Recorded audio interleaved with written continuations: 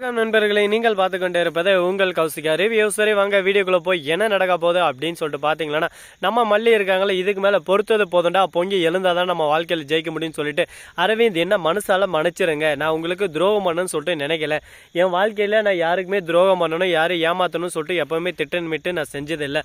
ஆனால் எங்கள் அண்ணனோட ஆசையினாலே, எங்கள் அண்ணனோட கட்டுப்பாட்டினாலேயே நான் ரொம்பவே உங்களை கஷ்டப்படுத்திட்டேன். அது மட்டும் இல்லாமல் உங்ககிட்ட நிறைய விஷயம் நான் சொல்ல மறுத்துட்டேன், என்னை மன்னிச்சிருங்க அப்படின்னு சொல்லிட்டு உங்ககிட்ட என்னால் பேசவும் முடியல. அந்த அளவுக்கு எனக்கு கில்ட்டியாக ஃபீல் இருக்குது.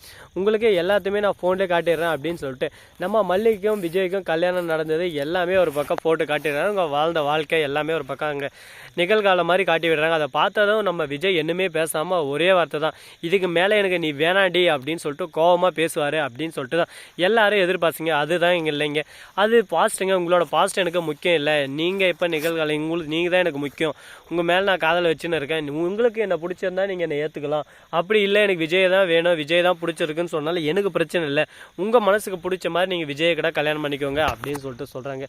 இதை கேட்டதும் யாரா சாமி இவர், யார் இந்த அளவுக்கு தங்கமான மனுஷனாக இருக்கிறாலே, இந்த மாதிரி மனுஷன் கிடைக்கிறதுக்கு கொடுத்து வச்சுக்கணுங்க. சத்தியமாக அந்த சாமி மேலே சத்தியம் வச்சு ஒரு பக்கம் தாராளமாக அரவிந்தா கல்யாணம் பண்ண போகலாம். அந்த அளவுக்கு ஒரு பக்கம் தங்கமான மனுஷன். அப்படி இருந்தாலும் எவ்வளோதான் தங்கம் இருந்தாலும், எவ்வளோதான் வயிறு இருந்தாலும், எவ்வளோதான் நல்ல மனுஷனாக இருந்தாலும், அவங்கவுங்க மனசை கொடுத்துட்டாங்கன்னா அதை ஒன்றும் பண்ண முடியாதுங்க. அது வேறு வழியும் இல்லை.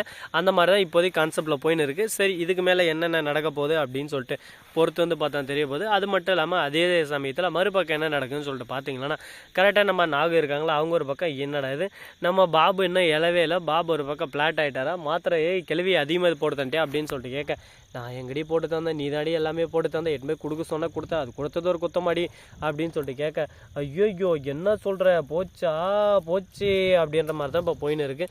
இன்னும் என்னென்னலாம் நடக்க போகுது, என்னென்ன பிரச்சனைலாம் வரப்போகுதுன்னு சொல்லிட்டு தெரியல. மேலும் மேலும் ஒரு பக்கம் வளர்ந்துன்னு போயினே இருக்குங்க இந்த பிரச்சனை. இதெல்லாம் எப்படி சமாளிக்க போகிறாங்க, என்ன பண்ண போகிறாங்க, ஏது பண்ண போகிறாங்கன்னு சொல்லிட்டு இல்லை. எல்லாமே அந்த கடவுள் விட்டு பாடுங்க, கடவுளோட அருள் இருக்க வரை எல்லாமே நல்லபடியாக நடக்கும் அப்படின்னு சொல்லிட்டு நான் நினச்சின்னு இருக்கேன். நீங்கள் என்ன நினைக்கிறீங்கிறத மறக்காமல் கமெண்ட் செக்ஷனில் சொல்லிவிட்டு போங்க. அது மட்டும் இல்லாமல் உங்களுக்கு இன்னொரு இம்பார்ட்டண்டான ஒரு முக்கியமான ஒரு விஷயம் சொல்ல போகிறேங்க. அப்படி என்னடா ஏதுடா அப்படின்னு சொல்லிட்டு பார்த்தீங்கன்னா, அது வேறு எதுவும் இல்லைங்க, அதை நீங்கள் பொறுத்து இருந்து கேளுங்க. அப்போ தான் உங்களுக்கே அதில் ஒரு சுவாரஸ்யம் வரும் அப்படின்னு சொல்லிட்டு ஒரு பக்கம் வச்சுக்குவோம்.